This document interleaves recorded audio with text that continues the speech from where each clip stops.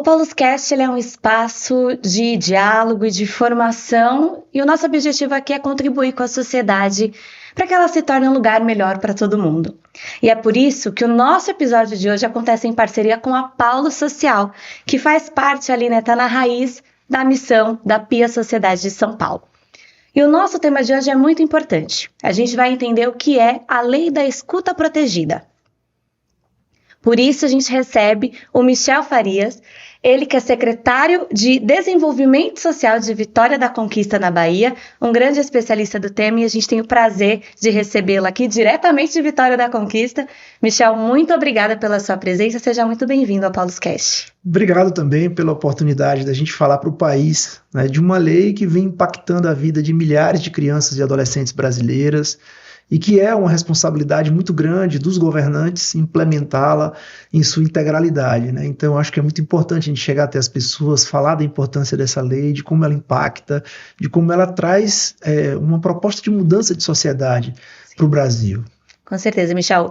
Já dei um spoiler aqui que você é secretário de Desenvolvimento Social de Vitória da Conquista, mas conta um pouquinho pra gente do seu currículo até a gente chegar a esse momento. Fala um pouquinho sobre a sua carreira. Bom, eu sou filho da extensão universitária, né? Eu iniciei em um projeto embrionário na Universidade Estadual do Sudoeste da Bahia, que trabalhava com crianças vítimas de violência, né? A partir desse percurso, no curso de Direito dessa Universidade Estadual, eu me transformei em servidor público, passei a gerenciar o que antes era projeto, se transformou num programa para o atendimento especializado de crianças vítimas. E a partir dessa experiência eu fui para o Conselho Municipal de Assistência Social, né, exercendo esse papel também de participar ativamente da construção da política de assistência social. E em 2017 cheguei no governo municipal, assumindo inicialmente a função de subsecretário, né, e diretor de assistência social, e posteriormente cheguei ao posto de secretário com uma responsabilidade muito grande, né, de fazer com que a pauta dos direitos humanos de crianças e adolescentes pudesse tomar força dentro do governo municipal e a gente construir soluções que de fato garantam de forma plena o exercício dos direitos humanos de crianças e adolescentes em Vitória da Conquista, lá na Bahia. Perfeito. Michel, eu sempre gosto de começar, né, as nossas abordagens do começo, né? Se você fosse explicar para alguém que nunca ouviu falar sobre a Lei da Escuta Protegida, como que você descreveria essa lei? Em linhas gerais, assim, como que você fala, essa lei é isso?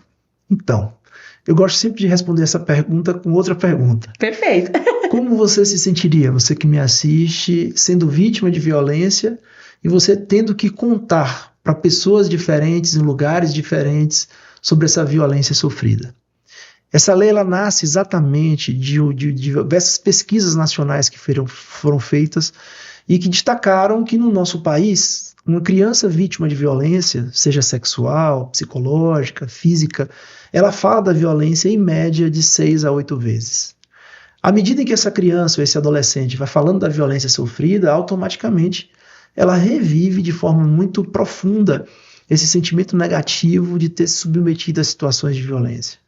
Então, o Brasil, desde a década de 90, né, com a criação do Estatuto da Criança e do Adolescente, ele pouco avançou na construção de uma resposta que pudesse impactar de forma positiva os indicadores de violência. Então, a gente percebia, né, ao longo dos estudos que foram feitos, que as políticas públicas elas não estavam organizadas o suficiente para dar o que nós chamamos de resposta sistêmica ao fenômeno da violência. Primeiro, trabalhando na perspectiva de prevenção. Segundo, de melhorar as respostas diante de situações específicas de violência. Então, a Lei da Escuta Protegida, ela nada mais é do que uma lei que especializa o sistema de garantia de direitos de crianças e adolescentes vítimas ou testemunhas de violência. E eu costumo sempre dizer de que essa lei ela propõe um novo modelo do Brasil pensar, né, as alternativas, as medidas para o enfrentamento às diversas violências que são praticadas Brasil afora. Então, é uma lei audaciosa, né? É uma lei que põe o pé no freio, dizendo assim, olha, gestores públicos, representantes do sistema de justiça, representantes da segurança pública, vocês precisam repensar a forma como vocês produzem proteção a crianças e adolescentes em contextos de violência. Então, é claro que nós não gostaríamos, né, de estar pensando leis que fossem trabalhar sobre isso. A gente gostaria de estar fazendo coisas reconhecendo que hoje crianças e adolescentes têm acesso pleno aos seus direitos. Mas essa não é a nossa realidade. Portanto, a lei ela nasce de um conjunto de movimentos que foram feitos nos últimos anos para a gente construir uma forma de como as crianças em contexto de violência vão ser atendidas nessa rede de proteção social, que envolve a política de saúde, que envolve a política de assistência social, que envolve a política de educação, que envolve os órgãos que integram o sistema de segurança pública, mas principalmente, né, reposiciona o lugar da criança dentro dessa rede. Porque se a gente for historicamente avaliar, né, desde quando o Estatuto da Criança e do Adolescente foi criado, nós tivemos poucos avanços em termos de estruturação do sistema de garantia de direitos de crianças e adolescentes, né? A perspectiva sempre foi muito fragmentária, tipo, cada um no seu quadrado, cuidando do que é seu, mas a sensação que a gente ficava, né, para quem atua na área dos direitos de crianças e adolescentes, é de que é essa criança e essa família que saía ligando a rede. A lei ela propõe uma nova lógica. A lei ela propõe uma convergência de esforços para produzir proteção de crianças e adolescentes. Então, ao invés dessa criança estar circulando nessa rede, conectando a rede, é a rede que faz um movimento convergente sobre essa criança para evitar que aconteça uma das principais chagas que o nosso país tem, que é a revitimização de crianças e adolescentes. E a revitimização ela se materializa na medida em que os órgãos não estão preparados para poder fazer essa escuta dessa criança que é vítima de violência. A revitimização ela acontece quando as crianças são diversas vezes submetidas a questionamentos e perguntas indevidas que não deveriam ser feitas em determinados órgãos. Então, a lei ela é uma mudança paradigmática muito grande para o país, né? Ela impõe, né, responsabilidades para os gestores municipais, para os gestores estaduais, para o gestor nacional. Ela reposiciona também as políticas setoriais, porque, para mim mesmo, que sou gestor da política de assistência social lá em Vitória da Conquista, na Bahia, sim, historicamente tem uma máxima que diz, essas coisas da infância, quem cuida é o pessoal do social. Sim. Então, no nosso país, historicamente, essa pauta sempre esteve muito ligada à política de assistência social.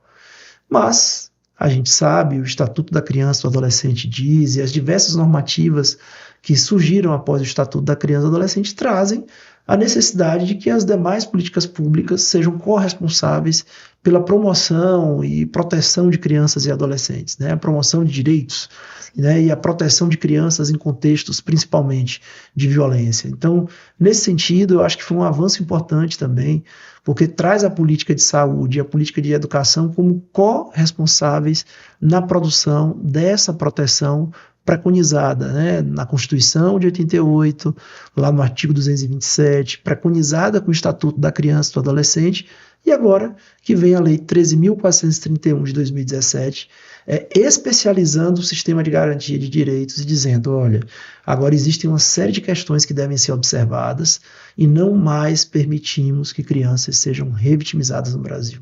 Perfeito. Você comentou um pouquinho de todo mundo que está envolvido, né, nesse processo, que é realmente uma lei que vai unir forças para o cuidado e a proteção dessas crianças e adolescentes. Quais são as estratégias, né? Na prática, como que cada um vai contribuir para que essa criança não sofra essa violência novamente? Para mim, essa é uma das principais mudanças que a lei traz em termos de construção de respostas para as violências, né? Primeiro, a lei trabalha duas perspectivas que são muito importantes, né? A prevenção às violências e ao modelo de gestão dessa rede de proteção social.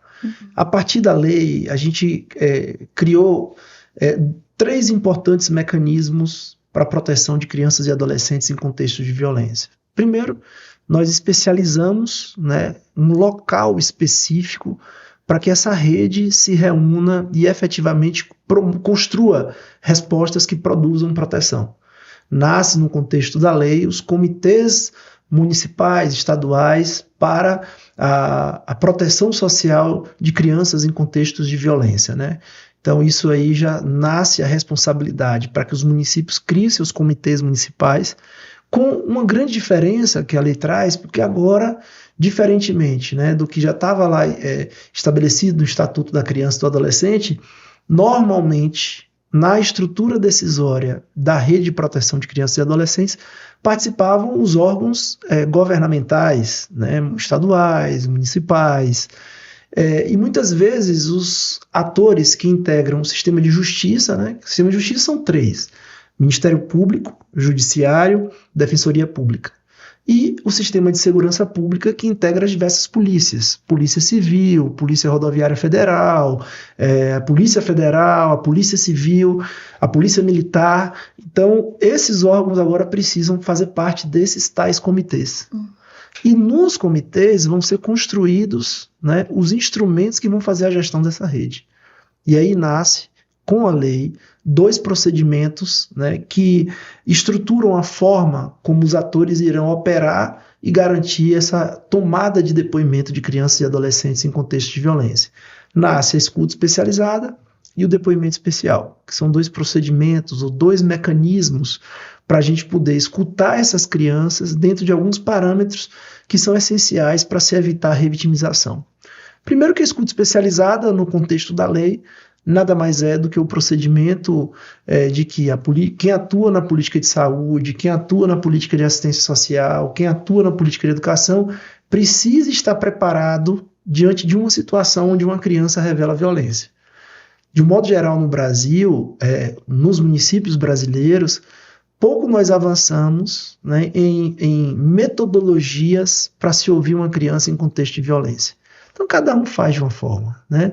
E às vezes as respostas são as mais invasivas possíveis, gerando um nível de sofrimento muito grande para essa criança ou esse adolescente. Então, a lei traz a escuta especializada, e lá, né, a partir do decreto 9.603 de 2018, que regulamenta essa lei federal no Brasil, estabelece alguns mecanismos de como essa rede vai se organizar a partir da existência do comitê municipal, do comitê estadual, para poder pensar as formas que a política de educação, de saúde e assistência social vão se organizar para que todos os atores que estejam envolvidos no contexto dessas políticas setoriais possam ter habilidades e competências para poder lidar com essa escuta dessa criança que revela uma violência, né? Então, eu costumo sempre dizer que a dinâmica da sociedade brasileira tem mudado bastante, né? No contexto de educação em tempo integral, por exemplo, a família, que era majoritariamente a principal agência de socialização da criança, hoje perde o protagonismo, considerando que, no contexto da educação em tempo integral, majoritariamente o tempo dessa criança é na escola, né? Pela manhã, pela tarde, chegando no final da tarde em casa e ficando durante a noite. Então, o convívio com a família, isso reduziu. Então, a escola passa a ter uma responsabilidade maior nesse contexto. Por outro lado, grande parte das violências praticadas geram uma série de efeitos de natureza psicológica, emocional, que demanda de uma intervenção qualificada no âmbito da política de saúde, né, especificamente no Sistema Único de Saúde. Então, tudo isso são fatores que desafiam essas políticas setoriais e que elas precisam estar preparadas para poderem, de fato, os seus profissionais desenvolver a capacidade institucional de poder fazer com que a escuta especializada, né? Então, a escuta especializada, ela não tem finalidade de responsabilizar o autor de violência, né? Então, quem trabalha lá no CRAS, quem trabalha na unidade de saúde, quem trabalha na escola, tem que estar preparado para acolher essa criança no momento que ela revela, mas tendo clareza de qual caminho que vai ter que ser seguido pela escola como instituição, ou pelo próprio CRAS como instituição, ou pela própria unidade de saúde, como vai encaminhar essa criança para a rede, né? Desde o momento de fazer a notificação da situação de violência junto aos conselhos tutelares, junto ao Ministério Público, eventualmente à polícia também. Então, a lei propõe que essas políticas setoriais, elas precisam estar preparadas para poder fazer esse acolhimento inicial e tomar os encaminhamentos devidos. Agora, a forma como essa rede vai se organizar, como esses encaminhamentos vão acontecer, isso vai depender muito do que vai ser pactuado nesse tal comitê, que é a instância que vai estar discutindo essa questão. Eu me recordo claramente quando nós iniciamos o nosso processo de implementação em Vitória da Conquista, que para a gente o primeiro passo que nós demos, que foi muito importante, foi fazer um diagnóstico situacional da rede. De que forma a cidade de Vitória da Conquista fazia diante de situações de violência. Sim. Então a gente fez um diagnóstico e a partir disso a gente verificou quais eram as principais fragilidades, né? Então, como é que a polícia fazia os encaminhamentos, como os conselhos tutelares faziam os encaminhamentos, de que forma a escola também se conduzia dentro desse contexto, as equipes da rede socioassistencial. Então, todo esse diagnóstico ele foi muito importante para dar clareza de quais eram as principais fragilidades que essa rede de proteção social tinha para poder promover proteção a essa criança. Porque olha só que coisa interessante que a Lei 13.431 de 2017 traz. Ela faz com que a área de proteção se conecte à área de responsabilização. Então, por mais que a gente denuncie, mas o fato apenas de denunciar o crime não é suficiente. Né? Então, é preciso ter todo um cuidado, né? Todo um manejo na forma como essa criança vai ser atendida, inicialmente, após a revelação. Durante o processo judicial, essa criança e essa família precisa ser apoiada. Então, tudo isso foi muito impactado por essa lei. Então, a escuta especializada no contexto das políticas públicas nada mais é que cada política vai ter que se organizar para ver como os seus profissionais vão atuar diante das situações de violência. Então, quem é da área de saúde vai dialogar com essa criança na perspectiva de promover a saúde da criança. Né? Imaginemos aqui uma situação de abuso sexual com penetração, sem uso de preservativo. Então, o profissional de saúde vai ter que fazer perguntas, né, que vão ser fundamentais para a garantia da profilaxia, né, tratamento de profilático. Então, para isso, o profissional da saúde tem que estar preparado para poder estabelecer alguns protocolos, padrões para o atendimento dessa criança que foi vítima de violência sexual. Por outro lado, a violência também ela traz efeitos diretos sobre a vida escolar da criança. Né? O desempenho escolar às vezes cai.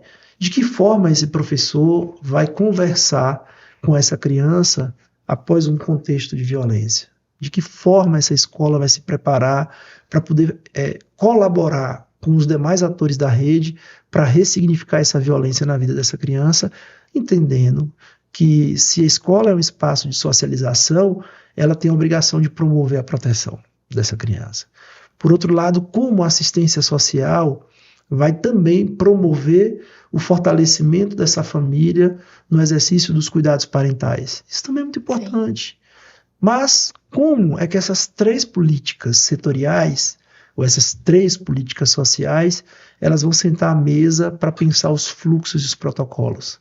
Então, tudo isso vai ser construído a partir dos comitês municipais. Por isso que eles são peças angulares, né, uma nova institucionalidade trazida com a Lei da Escuta Protegida para a promoção dessa proteção integral de crianças e adolescentes em contextos de violência.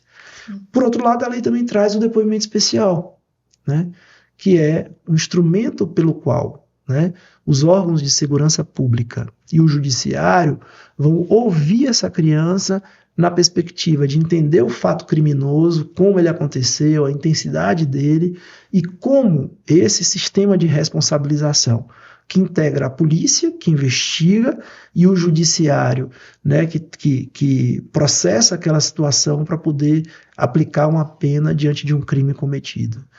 O grande lance que a lei traz não tem como mais o juiz criminal, né, que julga os processos de crimes contra crianças e adolescentes, achar que a ele só cabe mesmo cuidar de aplicar a pena ao autor da violência. Não, esse juiz criminal agora ele vai ter que dialogar com essa rede. E as informações da rede são muito importantes para que a promoção e proteção dos direitos dessa criança seja resguardado até mesmo após a condenação do autor de violência. Então, é uma mudança de paradigma muito grande. Claro que isso é um desafio para todos os municípios brasileiros, né? E Vitória da Conquista está também nesse cenário, né? Mas eu acho que isso é fundamental para a gente poder, de fato, pensar, né, como o Estado brasileiro vai promover direitos humanos de crianças e adolescentes em contextos de violência. Então, a lei lá traz uma mudança muito importante na forma de lidar com esses dois pilares na proteção integral de crianças, que é o pilar da proteção e o pilar da responsabilização diante dos fenômenos de violência.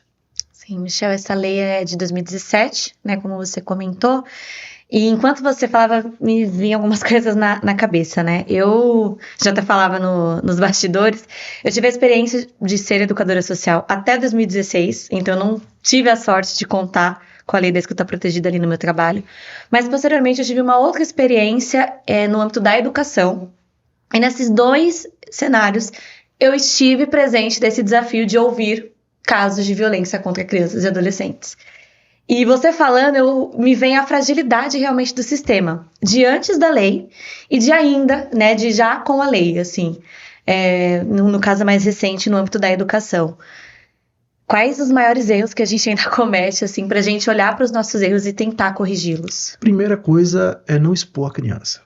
Isso aí é uma questão, é uma condição sine qua non para a gente promover a proteção dessa criança. É muito comum, né? Enquanto você falava também me passava na cabeça quantos casos eu já vi de que o caso da criança que foi vítima passou toda a comunidade escolar a saber, né? Eu me recordo de um dos casos que nós acompanhamos, de um menino, na época ele tinha 11 anos de idade, era um pré-adolescente, ele foi vítima de violência sexual, cometida pelo padrasto. A forma como a escola conduziu a situação, né, e que toda a comunidade escolar sabia da situação, gerou, além daquela violência inicial, diversas violências psicológicas, porque o menino passou a ser objeto de bullying. Então, os próprios coleguinhas diziam, ele agora é uma menininha, ele agora é uma menininha, né? Sim. Então, assim, isso reflete, né, nesse caso concreto, o despreparo naquele momento da equipe de educação no manejo, né, na forma de lidar com a violência. É preciso sempre dizer que, primeiro, a criança tem que ser sempre preservada. Segundo, normalmente a criança vítima de violência, ela escolhe uma pessoa da sua confiança para relatar a situação de violência. Do ponto de vista do procedimento da escuta especializada, o profissional que escuta inicialmente a história, ele vai ter que preencher todo um formulário, né? Lá em Vitória da Conquista, inclusive, nós delimitamos um modelo padrão que todos os órgãos da rede de proteção social usam. Então ele preenche um formulário com todas as informações básicas, de forma que ele não faz nenhuma pergunta indutiva, ele não vai sugestionar nada, ele simplesmente vai ouvir de forma livre o relato daquela criança.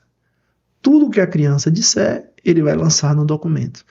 E esse documento vai chegar ao conhecimento do Conselho Tutelar e da Polícia Civil, que são os dois principais órgãos à medida em que a situação é relatada. Obviamente que numa situação de flagrante policial, normalmente a polícia militar é acionada para fazer o flagrante, aí é uma outra situação.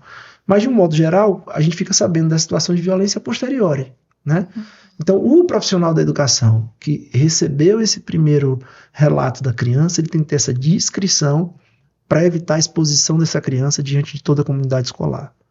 Por outro lado, é muito importante que não só o profissional da educação, mas da rede de saúde, da rede socioassistencial, ele entenda que a produção de proteção vai exigir uma sinergia dos atores. Um outro problema muito comum que a gente vê em alguns municípios brasileiros, né? Quem é da educação diz assim, olha, meu trabalho eu já fiz, que foi denunciar. A partir de agora a escola não tem mais nada a ver com isso. Meu querido, minha querida, a partir de agora você tem mais a ver do que nunca. Sim. Porque é preciso lembrar que a violência ela deixa efeitos sobre a vida da criança. Ela traz efeitos, inclusive, para o próprio desempenho escolar dessa criança. É preciso que quem trabalha no CRAS entenda que a violência também ela traz uma série de consequências para o convívio familiar e para o convívio comunitário. Esse exemplo que eu citei recentemente agora, né, aqui ainda na entrevista, dizendo, olha, a criança passou a ser chamada pelos coleguinhas de a menininha da escola. Isso gerou um impacto na convivência comunitária. Ou seja, toda a comunidade escolar, né, assim, toda, não, mas assim, parte dessas crianças e outros adolescentes passaram a praticar bullying contra o colega, violência psicológica.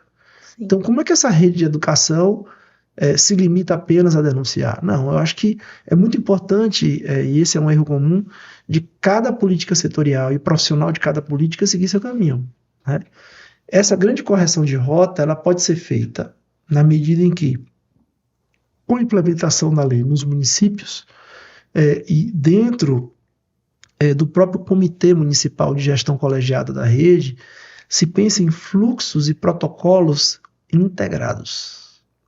Então não pode ter só um protocolo da assistência social, só um protocolo da saúde, só um protocolo da educação. É um protocolo de atendimento integrado. Nós fizemos isso lá em Vitória da Conquista. É um desafio? Sim, porque você sentar à mesa, vários profissionais, para pensar como vai agir do momento da revelação até o momento da condenação do autor da violência. Isso é uma mudança muito grande, porque historicamente as pessoas não faziam isso. Então, esse é outro erro comum, né? Querer dar soluções fragmentadas. A lei impõe a necessidade de que as políticas setoriais, elas caminhem juntas na promoção dessa proteção integral para crianças no contexto de violência. Então, a gente vai ter que pensar isso sob duas óticas. A ótica estrutural da rede de atendimento, isso vai ser tratado no âmbito do comitê municipal. O comitê vai criar uma comissão, essa comissão vai ter representantes de cada política setorial e nós vamos organizar o fluxo de atendimento integrado e o protocolo de atendimento integrado.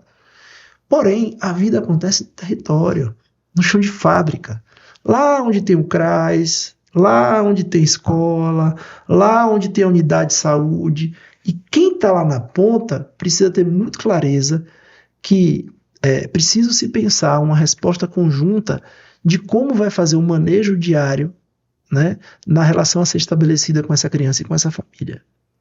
Uma família que também, muito provavelmente, vai se fragilizar diante da situação de violência, que precisa mais do que nunca desse acompanhamento das equipes da assistência social, em especial dos centros de referência especializado de assistência social, nos municípios em que tem, porque tem municípios que não tem, às vezes é pequeno porte 1, então o CRAS também vai ter que dar esse apoio, ou as equipes ligadas ao órgão gestor da assistência social, que vai ter que trabalhar essa dimensão da proteção social de média complexidade, né, já que você não tem CREAS. Então, esse conjunto, né, de situações, a gente precisa ter uma habilidade muito grande para poder lidar. Um outro erro comum também, e que a gente percebe, é de que essa criança ela fica o tempo todo sendo exposta, né, na rede. Sim. A gente sempre fala, com a lei, o que circula é a informação sobre a violência, e não a criança. Não é a criança que vai ficar de galho em galho ali contando a história. Não, se a primeira pessoa que ouviu a criança lançou as informações, então esse relatório vai servir de base para a intervenção dos outros órgãos. Óbvio que cada política pública vai ter que continuar suas intervenções e o que vai ser tratado com essas crianças vítimas de violência vai ser aquilo que é necessário mesmo para aquele profissional que está fazendo a intervenção. Então, no campo da assistência social, por exemplo, bom, eu quero saber como são esses vínculos dessa família, quem é a figura que exerce os cuidados com essa criança, quem é a referência de cuidado dessa criança, porque essa figura deve ser fortalecida para que ela tenha a capacidade de cuidar dessa criança e dos efeitos da violência na vida dela, né, do ponto de vista da política de saúde, né, os órgãos que referenciam o atendimento especializado, digamos que essa criança tenha desenvolveu um transtorno em virtude da violência, então a rede de atenção psicossocial, a RAPS, vai ter que se organizar também para construir essas respostas. Então a gente precisa corrigir esse erro comum de achar que cada política pública se limita a fazer o seu, né? A comunicabilidade das informações a partir dos atendimentos é algo essencial para a gente poder pensar a não revitimização de crianças e adolescentes em contextos de violência. E acho que Vitória da Conquista, não à toa você é o nosso convidado para falar sobre isso, tem um grande papel, né, tem um papel fundamental na transformação, né, na concretização dessa lei. Queria que você falasse um pouquinho mais, né, você já deu alguns exemplos, mas queria que você falasse um pouquinho como que Vitória realmente se colocou aí nesse grande compromisso de fazer valer essa lei, e ao mesmo tempo, quais dicas, né, sei que é muito complicado, assim, você tá lá em Vitória, é uma realidade, mas como que, por exemplo, municípios menores, como você citou, podem também, né, dar o primeiro passo ou avançar nos passos que já foram dados? Primeira questão é essencialíssima, vontade política dos gestores. Desde o gestor maior, que é o prefeito, no nosso caso é uma prefeita, né, uma mulher, né, nós temos a vantagem de ser liderado por uma mulher, mas os prefeitos e prefeitas eles precisam assumir esse compromisso público com a agenda prioritária da infância. Isso aí é questão essencial. Sabe por quê? Não adianta os profissionais do CRAS, os profissionais do posto de saúde, os profissionais da educação quererem se o gestor maior não quer. A Lei 13.431 de 2017, ela traz um amplo movimento reestruturante da política de atendimento aos direitos da criança e adolescente no Brasil. E esse movimento reestruturante, ele traz uma série de consequências, inclusive, para o debate relacionado ao financiamento das políticas públicas. Eu me lembro que lá em Vitória da Conquista, um debate que veio no momento da gente pensar o fluxo e o protocolo de atendimento integrado, que era a necessidade de ter um serviço específico para o atendimento psicoterápico breve de crianças que estavam em crise por conta da violência. E eu me lembro que na época, no debate que foi feito com as equipes de saúde, a coordenação de saúde mental falou assim, olha, esses casos aí a gente não tem como enquadrar dentro do atendimento do CAPS-I. E aí naquele momento nós perguntamos, sim, mas se essa criança precisar desse atendimento psicoterápico, vai fazer como? Então, a gente não tem uma solução. Então a gente teve que criar uma solução. Então nós criamos o núcleo de psicologia, né, que faz esse atendimento especializado para as crianças vítimas de violência que necessitam desse atendimento, a gente fala que é um atendimento breve, né, com algumas sessões, para poder estabilizar a situação da criança, ver de fato quais são as necessidades imediatas e a partir daí até referenciando a própria RAPS, que é a Rede de Atendimento Psicossocial. Então, isso para a gente foi muito importante, fez muito sentido. Só que para criar esse núcleo a gente precisava ampliar a equipe, ter estrutura física, comprar equipamento. Então, quem decide isso não é o técnico que está lá na unidade de saúde ou o técnico que trabalha no CAPS. Isso tem que ser uma decisão de gestão. Por isso que envolve um nível central de gestão, né? E aí a gente poderia pensar sobre duas perspectivas, tanto a do prefeito ou prefeita e dos secretários, né? Eu diria que lá em Vitória da Conquista nós construímos uma grande aliança, né, liderado por essa diretriz da prefeita Sheila Lemos, de nós impactarmos de forma positiva nessa agenda dos direitos humanos de crianças e adolescentes. Então foi uma decisão de governo. E isso, obviamente, envolveu principalmente, né, as 3 secretarias que compõem esse cenário da rede de proteção social, que é a Secretaria Municipal de Saúde, Secretaria Municipal de Educação e a Secretaria Municipal de Desenvolvimento Social, que eu estou à frente. Então, nós fizemos um pacto coletivo de poder impactar essa agenda e, ao mesmo tempo, construir as soluções que implicariam, inclusive, em um reposicionamento no financiamento de cada política setorial. Então, isso trouxe implicações para a Secretaria de Desenvolvimento Social.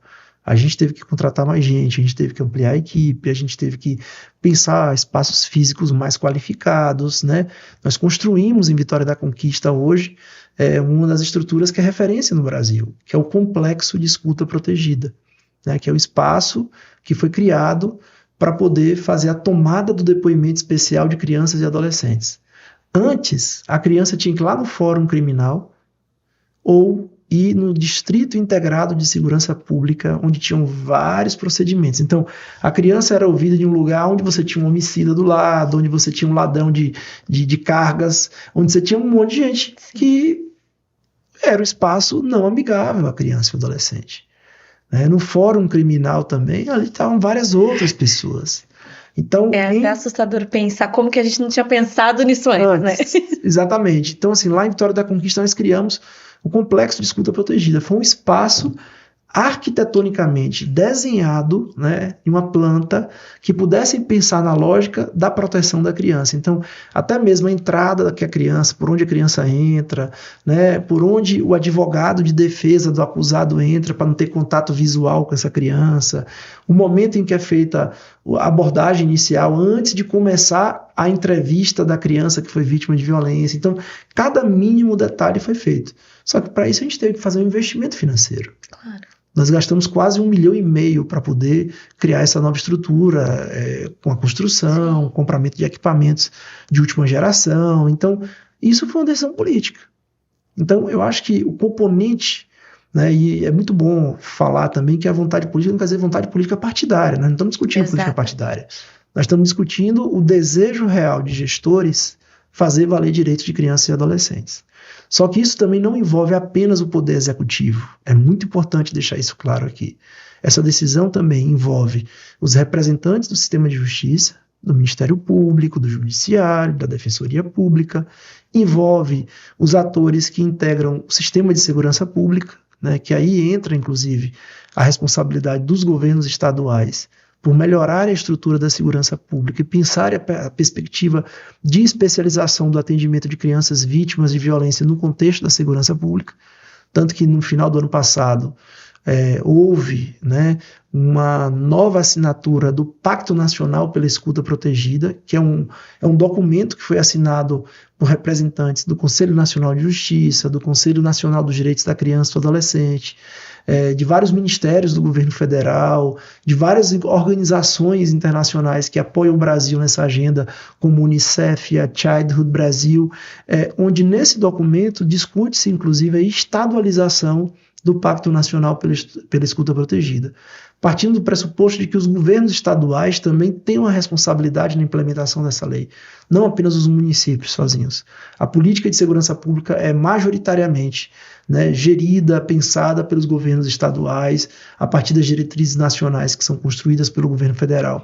Mas é fundamental também que os governos estaduais fomentem, no âmbito dos municípios, o apoio necessário para que as equipes de segurança pública que estão nos municípios brasileiros tenham as condições estruturais, né, tenha gente para trabalhar, gente treinada, para que tenha equipamentos de qualidade. Então, tudo isso gera uma ambiência onde a responsabilidade, né, dos governantes ela é muito importante. Os presidentes dos tribunais de justiça de cada estado, eles têm um papel importante. Os juízes coordenadores dos fóruns locais também têm uma responsabilidade muito grande. Então, é importante demarcar esse lugar de que a responsabilidade pela implementação da lei não é apenas do Poder Executivo. O Poder Judiciário tem uma responsabilidade muito grande, né? Os governos estaduais têm uma responsabilidade grande. Então, tudo isso faz com que a gente lá em Vitória da Conquista pudesse dar esse salto, porque teve essa vontade política. Mas a gente também contou com apoios que foram estratégicos, né, de duas organizações internacionais, né, inicialmente a Childhood Brasil, que é uma organização internacional que trabalha na perspectiva do enfrentamento às violências contra crianças e adolescentes, com ênfase no enfrentamento à violência sexual. Vitória da Conquista foi, junto com mais 4 municípios brasileiros, escolhido pela Childhood Brasil para receber apoio técnico dessa organização e ser um case na implementação da lei. Felizmente, nós conseguimos avançar a partir do apoio da Childhood Brasil e, no segundo momento, nós passamos a contar com o apoio do Unicef também, né, que é o Fundo das Nações Unidas para a Infância. E isso foi muito decisivo, porque o apoio técnico necessário, porque nós estávamos diante de uma lei extremamente inovadora, né? Tem uma série de mudanças, né? Uma complexa, que exige um nível de conhecimento. E até então não se tinha no Brasil. Nós iniciamos esse movimento em 2019, a lei foi criada em 2017, 2018 ela passou a vigorar, foi publicado um decreto federal, que é o 9.603 de 2018, materializando algumas questões que vinham na lei, e em 2019 nós começamos esse movimento em Vitória da Conquista, mas a gente tinha pouco acúmulo no Brasil de como é que a gente faria tudo aquilo, né? A história desse comitê, a necessidade de ter um fluxo, um protocolo integrado, como realmente fazer, tirar do papel e trazer para a realidade. Então, foi um desafio muito grande. Eu acho que uma coisa que fez muita diferença e sentido para a gente foi o apoio dessas organizações internacionais. Isso facilitou bastante. E talvez quem me assista agora pergunte, mas aqui é a cidade pequena, o Unicef não vai vir aqui apoiar a gente exclusivamente, nem a Childhood Brasil. Mas o lado bom disso tudo que eu posso contar para vocês é que a partir da experiência de Vitória da Conquista, tanto o Unicef como a Childhood, eles organizaram um material audiovisual e alguns materiais escritos também, contando a nossa história de implementação da lei, mostrando passo a passo para implementar essa lei a partir da nossa experiência. Então isso tem sido muito bacana para os outros municípios brasileiros que, diferentemente de quando nós tivemos que enfrentar esse desafio, nós não tínhamos parâmetro nenhum para nada, né? Então começar do zero. Mas o município que deseja, né, integralmente implementar essa lei, já tem um parâmetro. Sim. Então, lá no site do Unicef, inclusive, tem os links, né, mostrando os vídeos, contando a história da implementação da lei a partir dos personagens que participaram efetivamente desse processo. Então, isso faz toda a diferença, né, para quem deseja fazer a implementação dessa lei.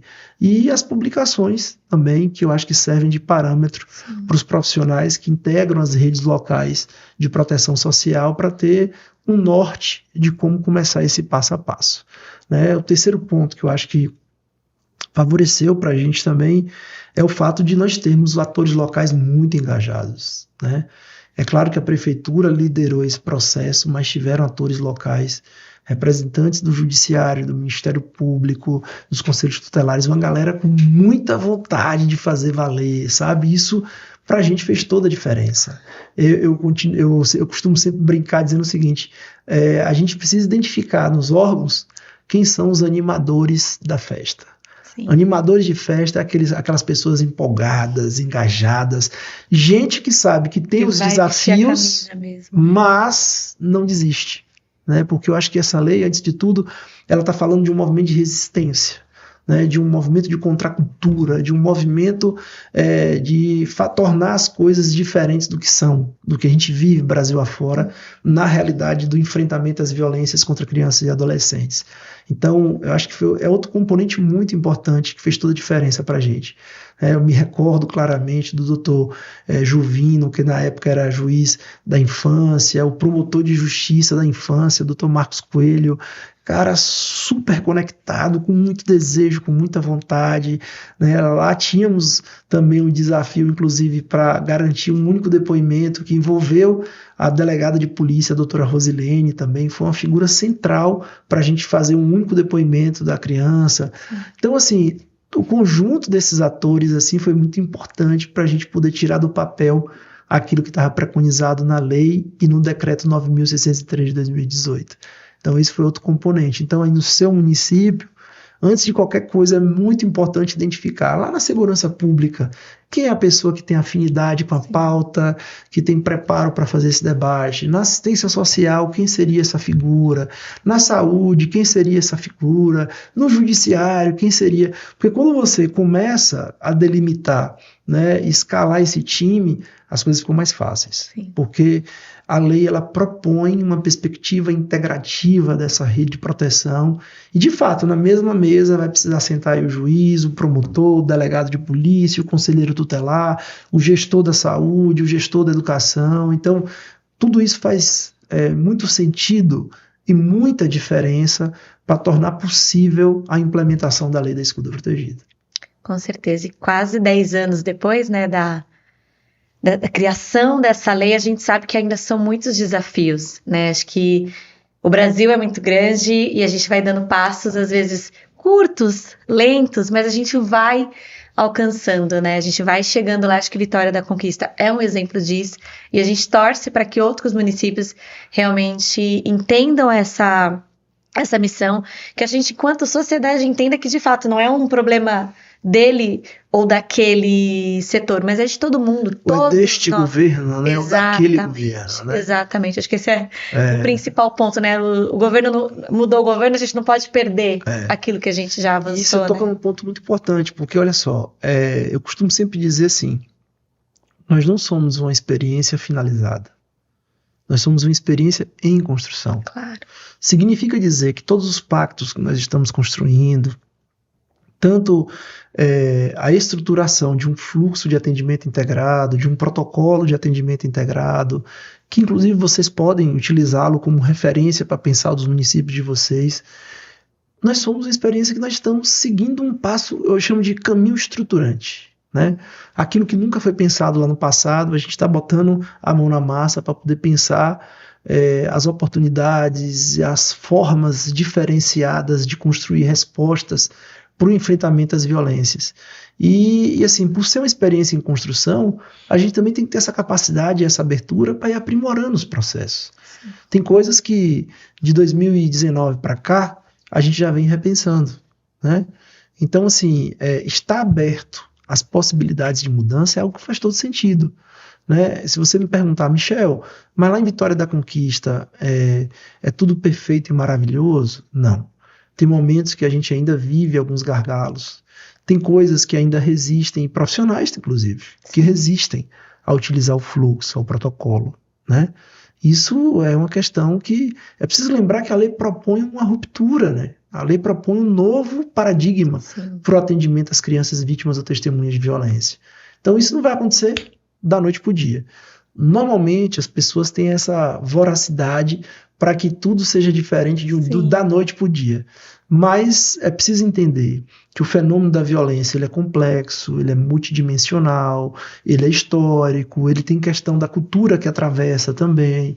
Então, esse movimento de resposta, a partir das diretrizes da lei da escuta protegida, ele vai exigir também de quem está à frente uma certa paciência, para entender que as temporalidades elas são condições para a gente construir alianças duradouras e sustentáveis. Então, é uma coisa que a gente reforça muito, né, principalmente quando a gente está debatendo esse processo inicial para implementar, dizendo o seguinte, olha, não dá para implementar as coisas de forma de boca, né?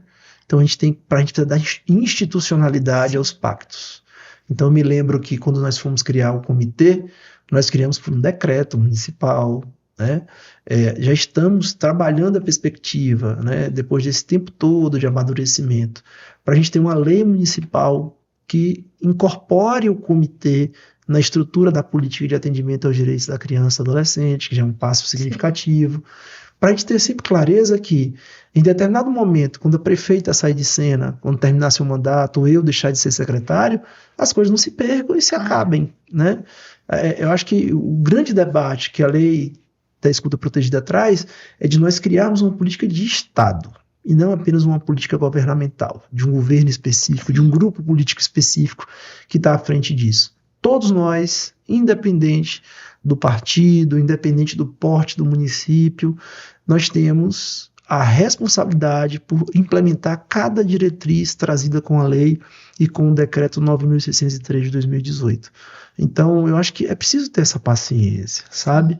Eu acho que a gente não dá saltos quânticos, né, de um ano para o outro. Agora, eu acho que à medida em que a gente vai de forma organizada, planejada, a partir da análise dos dados que são produzidos pela própria rede, eu acho que a gente consegue produzir respostas muito mais assertivas, respostas mais eficazes, respostas não revitimizantes de crianças e adolescentes.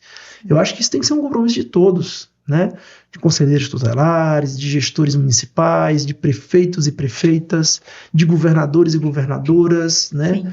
Eu acho que a lei, ela traz essa possibilidade da sociedade brasileira repensar a forma como historicamente sempre construiu as suas respostas relacionadas às violências contra crianças e adolescentes no Brasil. Com certeza, acho que é um exercício de paciência e também de persistência. Acho que a gente já vai caminhando para concluir a nossa conversa. Esse bate-papo que a gente fala de escuta, né? E a gente vai escutando e vai pensando, vão vindo ideias e é muito interessante a gente pensar nessa lei como compromisso realmente social, independentemente de lado A ou lado B.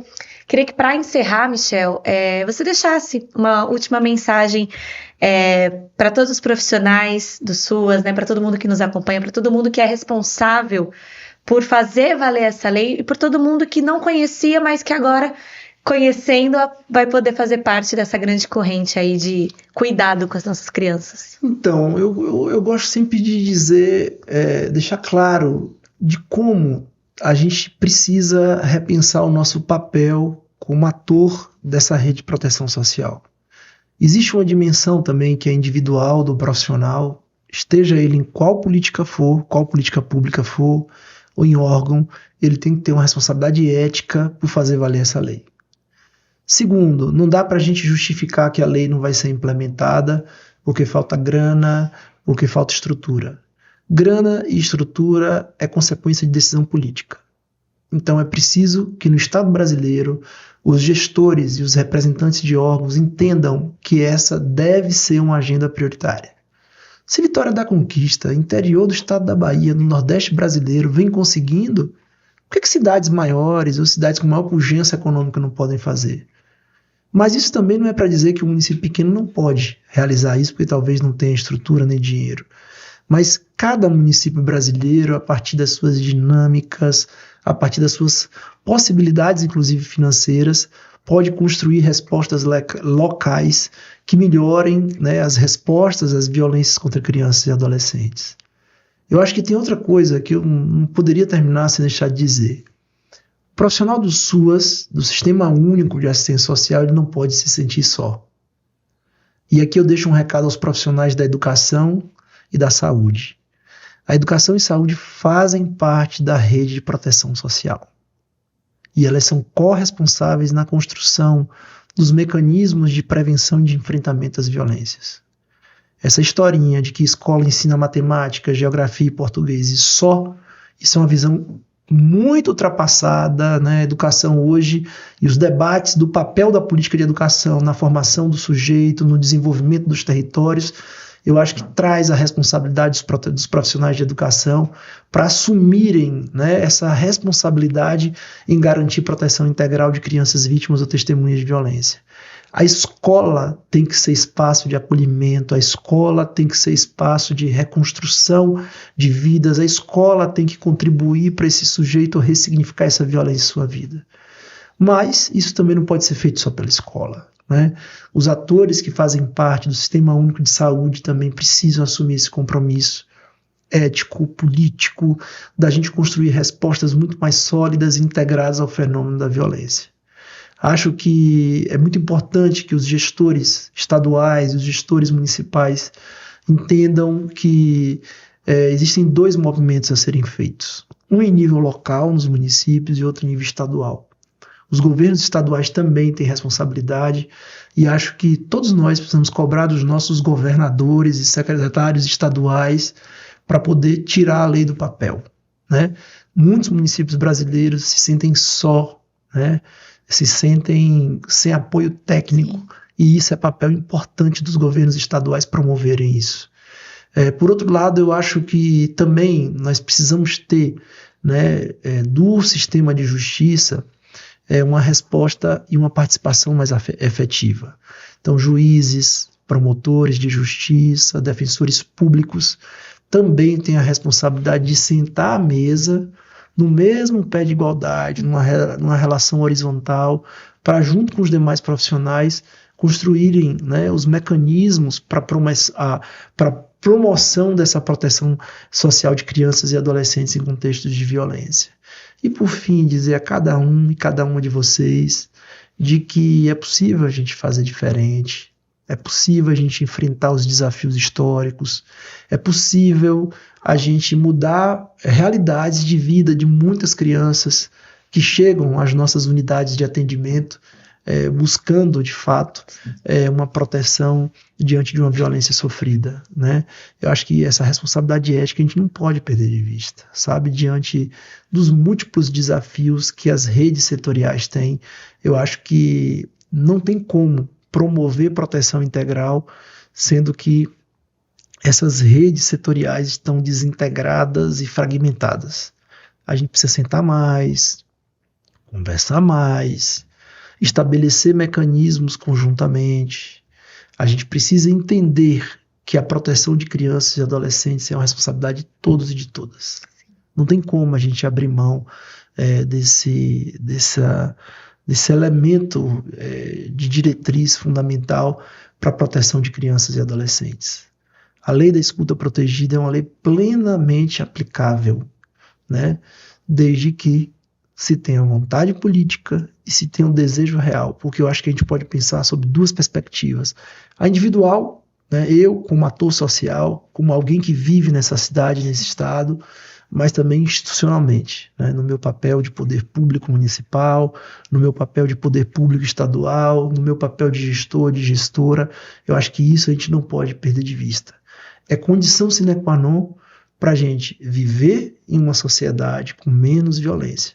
Porque é preciso sempre lembrar, no clamor que todos fazem diante de quando passa no jornal alguma situação e que todo mundo fica enfurecido com aquilo, se vocês querem que a realidade mude, é preciso se pensar nas infâncias e adolescências brasileiras.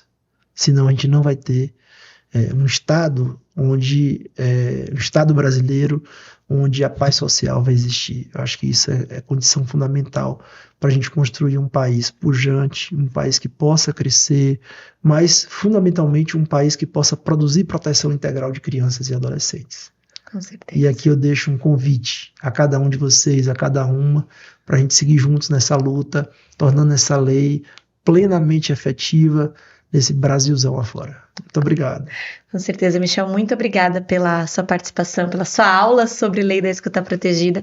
Eu acho que foi bastante esclarecedor e foi bastante interessante ver como que você fala dessa lei de uma forma quase que palpável para todos nós. Então, às vezes a gente não tem tanta familiaridade com os termos, não conhece tão bem o tema, mas acho que você traz muita clareza nas suas falas, né? Então, muito obrigada por ter vindo lá de Vitória da Conquista até aqui. Muito obrigada também a Lê, a Dani da Polo Social que estão nos apoiando, né, nessa nova fase do Polo Cast. Inclusive, eu não posso terminar aqui sem deixar de fazer esse reconhecimento. Com certeza. Né? Grande parte dos avanços que Vitória da Conquista tem vivido nos últimos anos conta com o apoio também decisivo da Paulus, né? Essa santa trindade que foi construída aí entre a Unicef, a Childhood Brasil e a Paulus também, que entrou como parceiro institucional da Prefeitura de Vitória da Conquista. Isso tem sido muito impactante, né, nesse compromisso nosso. Por isso que eu acho que é preciso fazer esse reconhecimento ao papel fundamental que a Paulus tem nesse país, né, em especial nessa parte de assessoramento técnico aos estados e municípios. E a gente tem um orgulho muito grande dessa relação que a gente vem construindo com muita ética, com muito senso de responsabilidade, mas sobretudo com esse apoio institucional da Paulus, que vem com certeza impactando a vida de muitos conquistenses lá no nosso município. Que bom, é bom ouvir também isso, né? E aqui não estou com o microfone, vou tomar liberdade então de agradecer o reconhecimento em nome da Lei, da Dani e acho que de toda a Polo Social. E você que nos acompanha, se quer conhecer mais sobre a Polo Social, né, conhecer mais o trabalho que é realizado, você pode consultar o site paulus.com.br/assistência social, que lá tem sempre alguma novidade, né, tem sempre explicando como que a Paulus também atua no campo da assistência social, garantindo aí um futuro melhor para todo mundo. Como eu disse, não é uma parte da Paulus, mas está na raiz da nossa missão. Assim como a nossa rede de livrarias, que você já conhece, nós estamos em todo o Brasil, nas redes sociais, na nossa loja virtual. Então, o trabalho da Paulus é amplo, é dinâmico, que é para o bem de todo mundo. Muito obrigada a você que nos acompanhou. Se você ainda não é inscrito aqui no nosso canal no YouTube, inscreva-se. Pessoal de Vitória da Conquista, inscreve aqui no canal, ative as notificações. Além dos nossos conteúdos, né, no campo da editora, a gente também vai contar cada vez mais com o apoio da Polo Social e vai trazer esses temas sociais, né, do trabalho aí para o futuro do nosso Brasil, sempre aqui. Muito obrigada pela companhia mais uma vez e até a próxima.